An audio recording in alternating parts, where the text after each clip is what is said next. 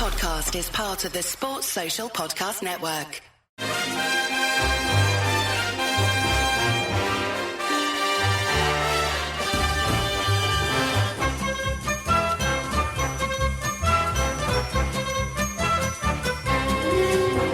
Hello everyone and welcome to How Are the Podcast. It's Gav and you. Join us for another look ahead to this weekend's Championship Playoff Final at Wembley Stadium. We've got lots coming up this week. We've already given you lots. There's plenty on the feeds. We want to make sure that there's plenty to chat about leading into this game. Although, you know, it's us. We'll talk about anything. First up, the Rotor Reporter on the call with us today. We've got Johnny Hawley, Mr. Pod Haw himself. I was thinking earlier for a nickname about you, Johnny. I was thinking Pod Hawley. That's better than the nicknames I got in year 8 and 9 at school, mate. So I'll take that one. Like, also joining us, we've got EFL Pundit, expert, Twitter celebrity. I don't know. There's probably other names you get called. There's Gab Sutton with us. Hello, mate. Yeah, I mean, I got called a few names when I had Sunderland winning the league before the start of the season, didn't I? So. I'm glad you've brought that up because I was going to talk about that. I guess you've gained a bit of notoriety among Sunderland supporters because of that prediction, Gab, when nobody else, not even Sunderland fans, thought that we would have a chance of getting promoted in the summer. You said we win the league. Where did that come from? I asked myself that very question, Gab. Yeah, I mean, there's an element of pot luck here, isn't there? Because it could have very easily gone the other way. I think for me, Gav, it's basically just anticipating the development of some of these players. I just looked at Joe Bellingham, Chris Rigg, Dan Ballard. I've always really liked throughout his career as well. Patterson in goal. I mean, I could go through that. There's lots of really young, talented players. Obviously, I was hoping Jack Clark was gonna stay, but Romain Mundle's a huge talent as well. Mayenda's come on another level, and I think the other thing I would say is that, you know, if lots of people do when they do their 1-24s, they basically say, where do they finish last season? Who have they signed and who have they appointed as manager? And if there's not a signing or if there's not a signings or a manager appointment that massively immediately upgrades them on paper, then they're going to finish about where they were. But I see it a bit differently because I think much of this squad got into the playoffs 2 years ago when they were 2 years further back on their development. So my thinking was actually they had a bit of a chaotic situation, didn't they, with Mick Beale and some of the drama that created.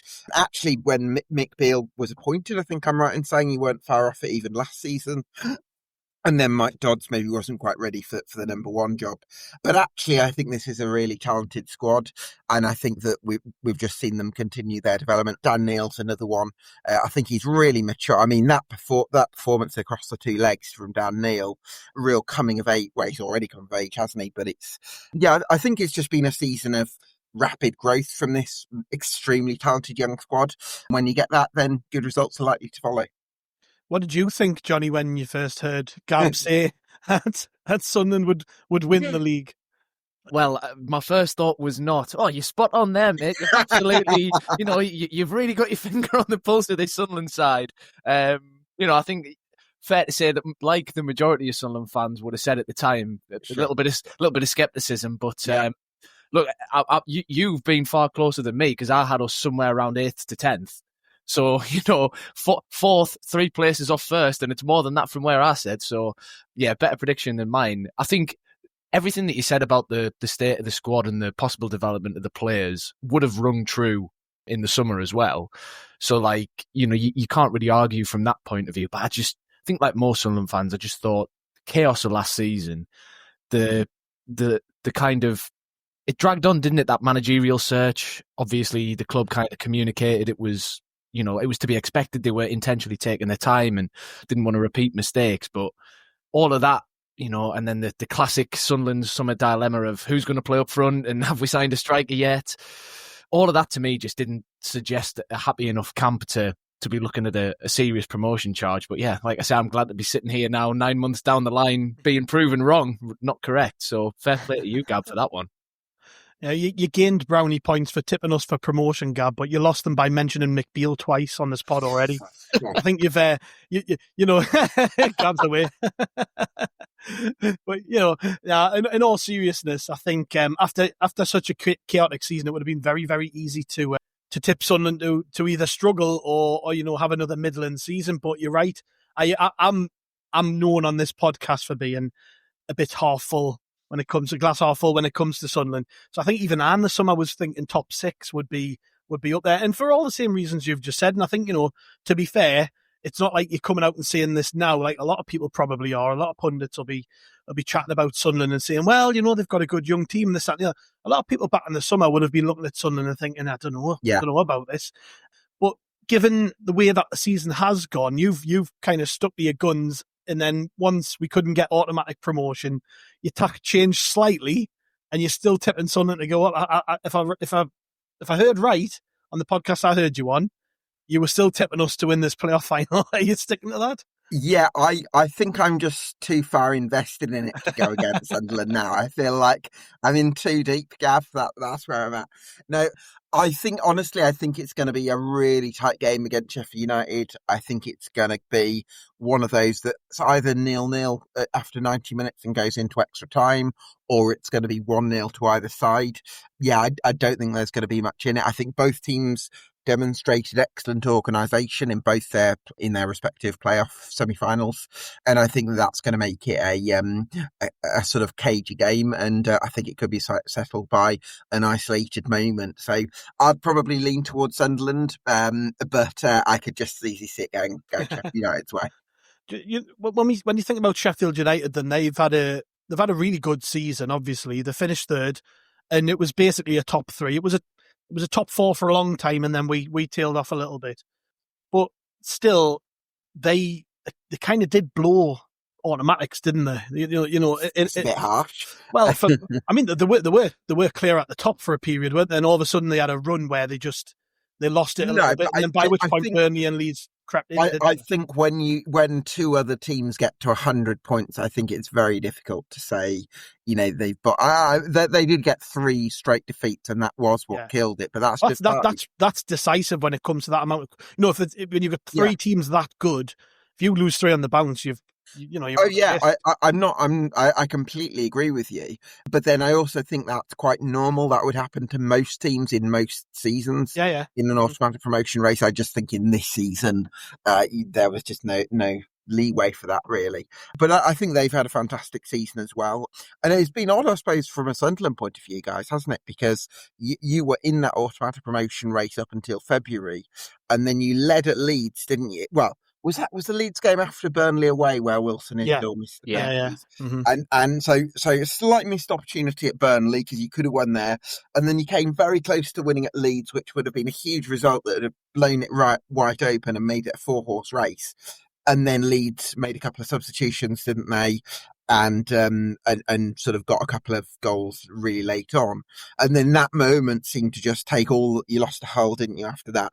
And that seemed to take all the momentum out of Sunderland. And it basically meant you were guaranteed to finish 4th for the last couple of months of the season. So, I think you've been right up there as well. What do you think's been the big difference between Sheffield United and the 2 that won the league? Because obviously they were just short, weren't they? So what would you say was the big difference between Burnley, Leeds, and then Sheffield United? I think probably I would say Leeds United have this astonishing ability to consistently create chances, especially at home, and they're so good. They've got a multitude of threats, and they can attack teams from so many different angles, whereas I'd say Sheffield United maybe just relied on Gassama. And then whereas Burnley had this incredibly resolute defensive consistency, Sheffield United could easily have had that if they'd retained Harry Souttar for the second half. Well, it wasn't a case of letting him go, but he got injured sort of around Christmas time. And Harry Souttar's this sort of really big, tall centre-half for Sheffield United. And I think with Anel Ahmedhodzic and Jack Robinson, neither of them are particularly dominant. So whereas Sheffield United could have ended up with a defensive record not far off Burnley, had Souttar stayed fit, his injury meant they maybe dropped off a little bit in that regard. So again, from a chance creation, they were a little bit short of Leeds, and from a defensive perspective, maybe a little bit short of Burnley in the end.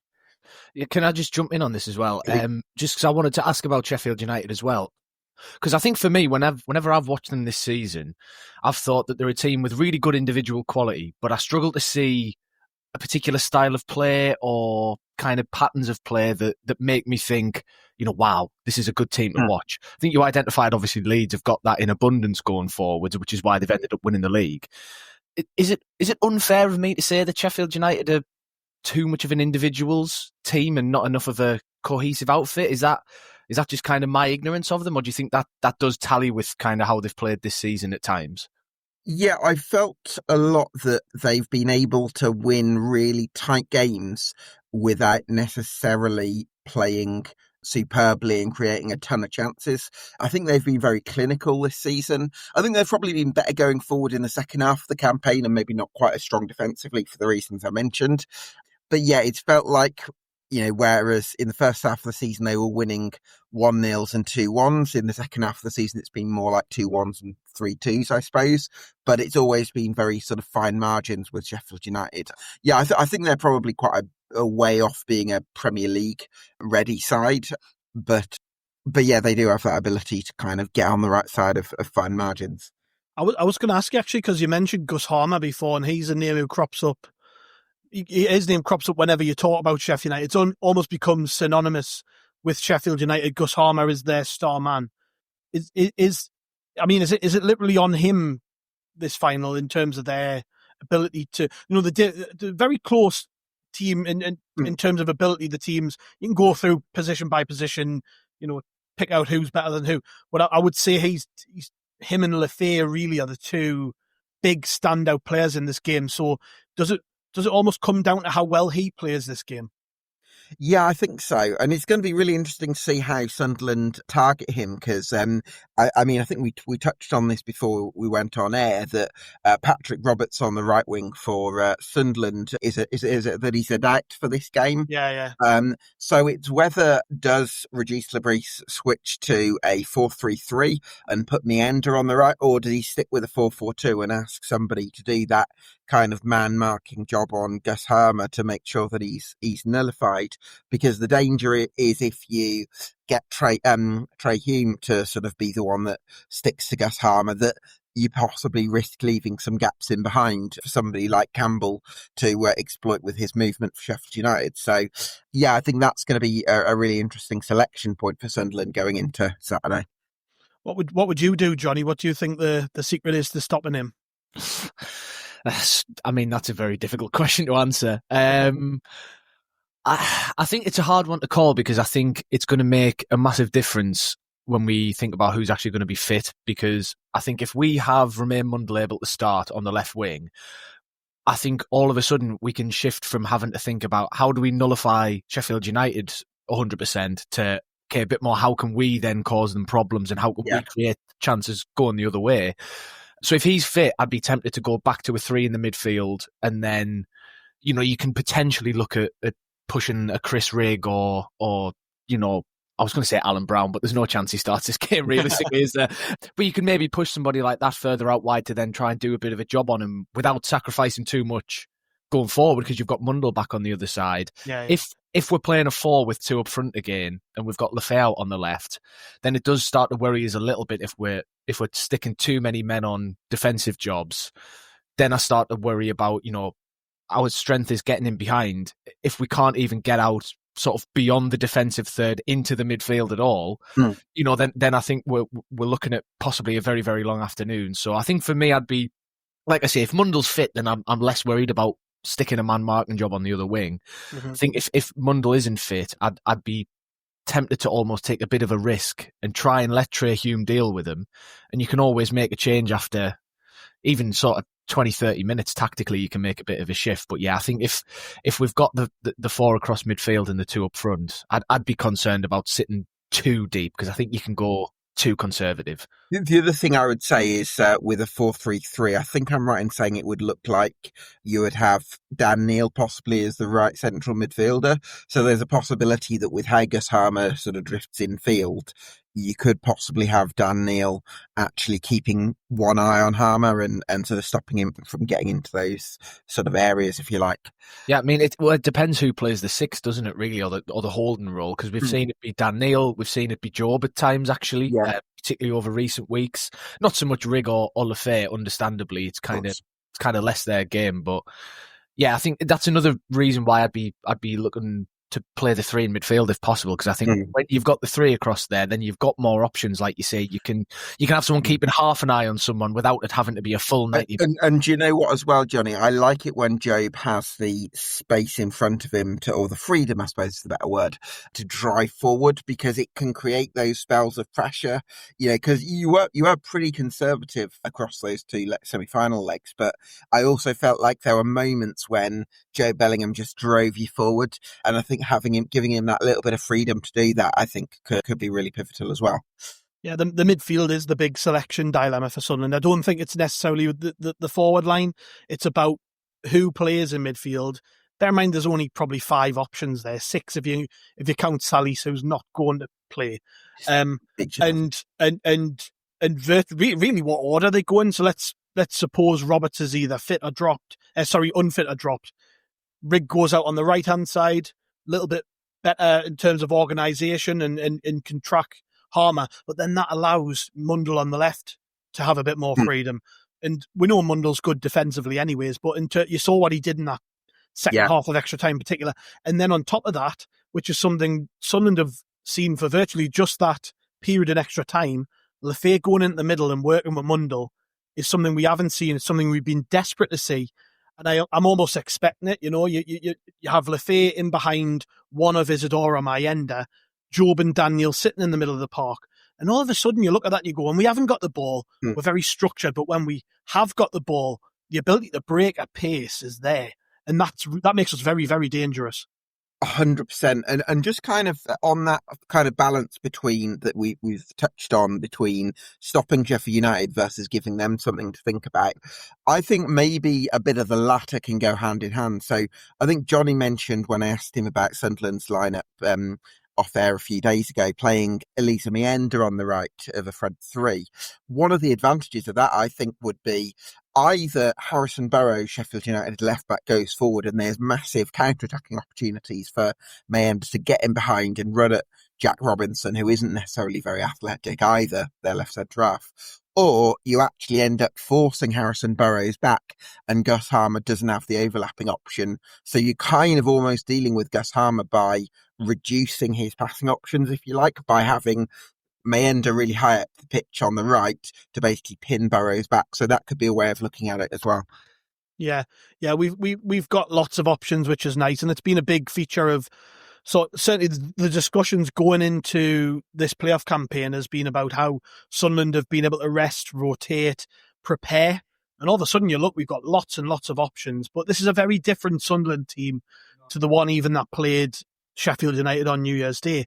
But that game, we beat them 2-1. And then the game before that, we lost 1-0 at Bramall Lane, but we were down to 10 men. Oh, you deserved something from that game, didn't you? Absolutely. And I almost think, despite their season and despite our season and despite what led us both into this game, Sunderland have had the upper hand in both games, in my opinion. And I'm almost wondering, Gab, does that weigh on Chris Wilder at all preparing for this, that he was almost outthought by Régis Le Bris, or is he just so confident and self-assured in his own ability that he doesn't pay too much attention? Do you know what, Gav? I think Chris Wilder's the kind of person who would look at the 1-0 win over Sunderland and say, we deserved that. Yeah. He's a very outcome-based manager, so I can't imagine that would particularly worry him, which could play into Sunderland's favour. Yeah. That's it, isn't it, Johnny? It could play into our hands because you almost get the feeling we've been a little.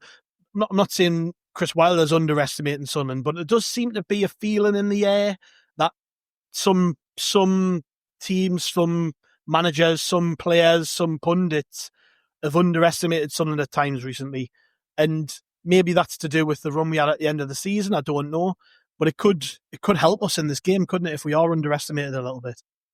Yeah, well, underestimated is definitely the word I would have used as well. And, even I've had stick from people for being sort of not confident enough and not bigging us up enough when sort of talking about the Coventry semi-final and stuff. I was very glass half empty, even by, normally I'm quite optimistic in going into that semi-final. Even I was thinking like, we'll do bloody well to get something out of this, just looking at all the records and our form going into it and everything. So if even we're getting worried about it and starting to underestimate ourselves, I think you can be damn sure everybody else will be. And I do think it can help because I think we've seen look, okay, this is going to sound stupid because the only time we've properly won at Wembley with fans in God knows how long was when we were the favourites, not the underdogs. But part in that Wickham final, I think generally when we go into big games as the favourites, it tends to carry an extra amount of pressure, I think, that we haven't always dealt with particularly well. Even because sometimes as well, you can be the favourites on paper without kind of really being the favourites. Like, really, you're not actually going into it with a lot of confidence, or you're not actually as good as people think you are. But the label sticks, and then you still get the pressure that comes with being the favourites. But you go into the game and all of a sudden, I'm thinking of the Lincoln semi-final in League One, with Max Power's infamous Gerrard attempt with no extra time remaining, 40 yards over the stand. Like, I think sometimes, the players can not so much freeze up, but certainly it can affect them going into these kind of games. Whereas going in as underdogs now, which I think we sort of unequivocally are, just look at the points tallies from the season, look at the betting odds, or however you want to measure it. I think most people if they were pushed, would expect Sheffield United to win the game. I think it gives us a chance to, embrace that underdog label for a change. After so many years in League One, and especially where, we were there to have pot shots taken at us every week by teams, which is fair enough. That's everyone's right to do that. But yeah, we can go into this now, hopefully a little bit more relaxed. Obviously not take your eye off the ball and still, put 100% into the preparation, but just, go into it and almost get a chance to enjoy the experience and hopefully take the pressure off a little bit. Just go out there, young team, vibrant squad, just say, right, we'll prepare and we'll do all the homework we need to do and everything. But when you get out on that pitch, lads, go out and enjoy it. You know what I mean? Like, just go out and prove everybody wrong. Show that you're as good as we know you are.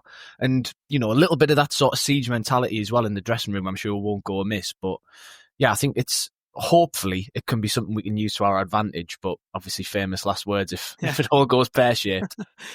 Talking about pressure, Gab, I think that's a good point, because Sheffield United, just down from the Premier League, so straight away people will say, with their budget, they should be competing at the very top end, and they have been. But they, as I mentioned before, they were in pole position to get automatic promotion.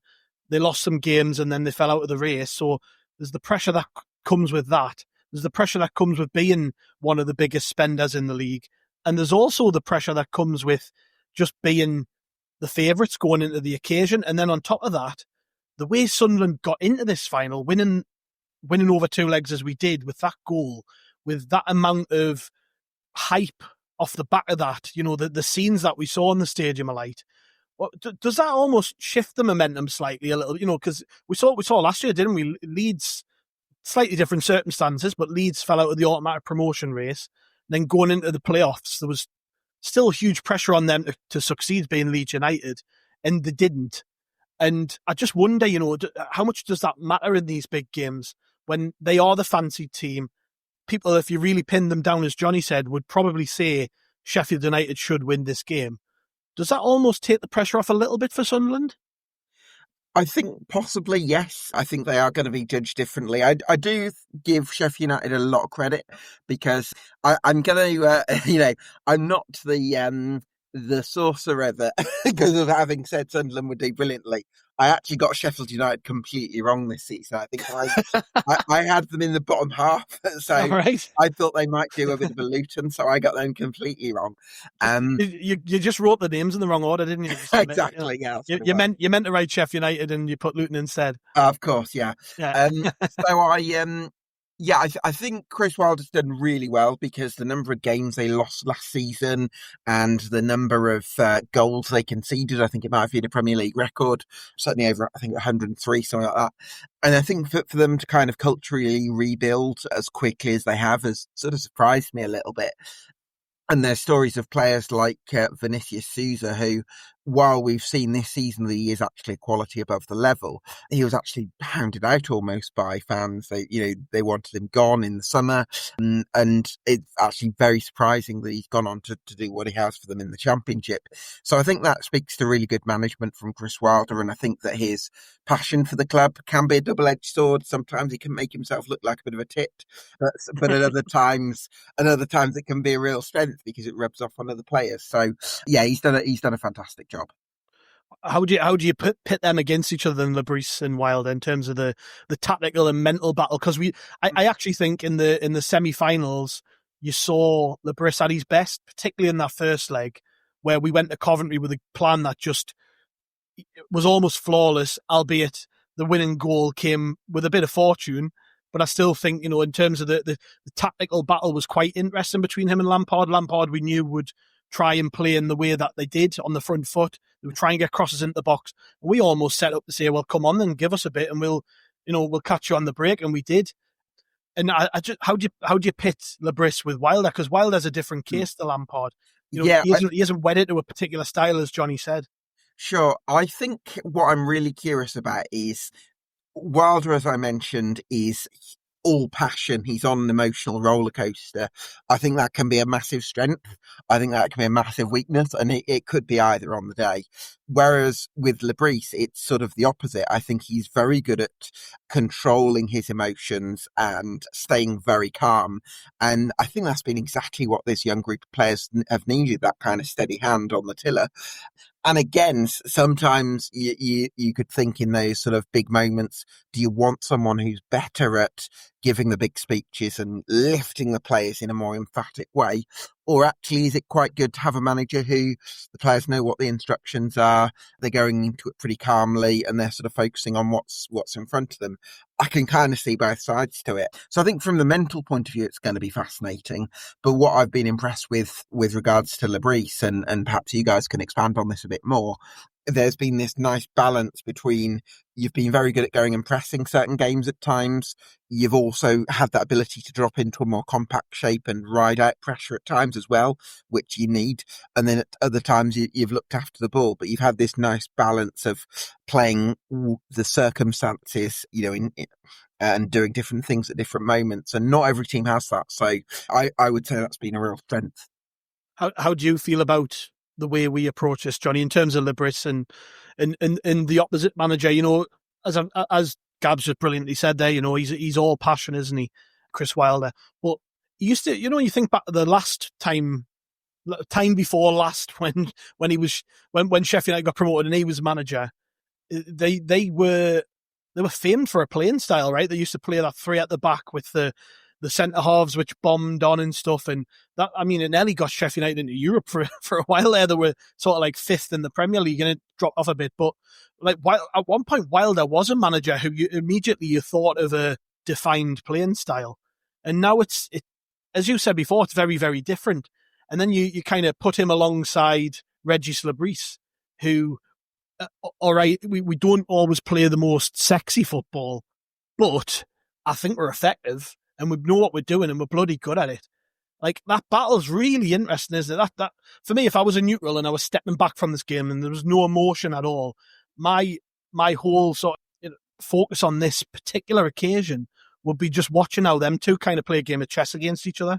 It is quite fascinating. Yeah, and I think it's going to be a really different challenge to Coventry in the semi-finals, because you look at Lampard's team there at Coventry, and I think we all kind of said similar things going into it, which is they have one thing they do, they just tend to do it really well. So when their plan A works, it's great, and they can sweep teams aside, including us in the away fixture in the league, where they did us 3-0. It was just like, turn up, see you later, 3 points, time to go. But I think, like you say, Wilder a few seasons ago. This is why I was so surprised with him this season, because a few seasons ago, like you say, they did have that really defined play style, and you knew exactly what you were going to get from a Chris Wilder team whenever you kind of switched them on the telly any given week that season. Whereas this time, I think that's a bit different, and I think we're quite similar in the sense that, like you say, Gab, Le Bris has got the ability to change things up, not just in a chaotic way, as in, I'm just going to, pick a totally different team to surprise people. But we have got the ability to cycle through those styles of play. I think not always necessarily deployed at the correct moments through the season. There's been times he's maybe got it a little bit wrong, or it just hasn't worked on the day for whatever reason. But yeah, I think that does make it fascinating going into this game, because, like I say, Lampard was very much, they were going to set the stall out and do one thing and try and just beat us with that. And Le Bris has shown that he's able to counter that. He's got that in his locker. But Wilder's a different challenge, because it's not as obvious going into it obviously we know who their best players are and who they're going to try and focus on, but there's still scope within that for Wilder to spring a surprise or two come Saturday afternoon. So I think Le Bris has got to be much more. Again, we don't want to fall into the trap of just trying to stop Sheffield United and not play the game, but he's going to have much more to think about, Le Bris. He's got to be wary of the ability that Wilder will have to switch things up a bit, which will call on Le Bris's ability in return to be able to switch things around in his team. And, he'll almost want to name a starting 11 that could play in 2, if not 3 different shapes and styles, because then you might want to adapt to it on the fly. So it's going to be, much more of a game of chess, I think you said, Gav, is how I'd probably describe it as well, rather than the Coventry game, which was very much almost an endurance test, wasn't it? Yeah. Come on then, Gab, the Oracle. What do you think? What do you think happens on Saturday? I'm not going to ask you to give a score prediction, but what's your good feeling at the minute on the way this plays out? And be honest. If you're going to upset us, then be honest with it. I'd rather be upset properly than sort of let down gently. I think it's going to be a very cagey game. I think both teams are going to set up to be very resolute, and I think it's going to be a little bit of who blinks first. I've got a feeling it might be goalless at the end of 90 minutes, and I think Elisa Mayenda is going to score the winner in extra time. Yes, we'll have that. We'd love to see that. Well, Gab, if that happens, I will buy you several pints next time you're in the Northeast. I'll do that anyways, but just for being on Sunderland's side all season, it's actually been quite interesting to watch from afar. Having a pundit who has backed Sunderland all the way. So, you couldn't have said anything else, really, let's be honest. But no, thank you very much, Gab. It's been great having you on, mate. Really appreciate it. Top man, Gav. Yeah, good to speak to you. Yes, and I'm sure we'll grab you back, regardless of the result at the end of the season, to have another chat about where things went right and hopefully where things went very right for Sunderland and maybe a little bit of thing where things went wrong. But yes, we will grab you back for a chat in a few weeks, I'm sure, mate. Thank you very much for joining us. Cheers, Johnny. Thank you very much, mate, as per. Yeah, my pleasure as always, mate. Yes, and I'll probably see you at Trafalgar Square, eh? Yeah, I don't know if I'll see you. I'll be there physically, but maybe not mentally by the time we cross paths. Yeah, I don't want to be ending up on any fan TV stuff again. No, please, not this time. No. Thanks for listening. As I said at the very top of the show, we've got loads on the feeds already this week. There's an interview with Don Goodman. There's an interview with Kieran Brady, which we did over the weekend. We've also got other interviews coming up this week, which I won't give away. So make sure you listen to everything that's on the feeds. And we've got episodes every single day leading up to the day of the game. We'll have an episode out on match day, and we'll also have an episode out after the game because poor Chris, bless him, couldn't get a ticket for the game. So Chris will be on the reaction pod watching from home. So we will have something out after the match, regardless of the result. And also a reaction on Sunday. So loads and loads coming up from How We're the Podcast. Make sure you get subscribed if this is the first time you've heard from us. But other than that, all that leaves me to say is thank you very much, everyone. We'll catch you later, and How We're the Lads.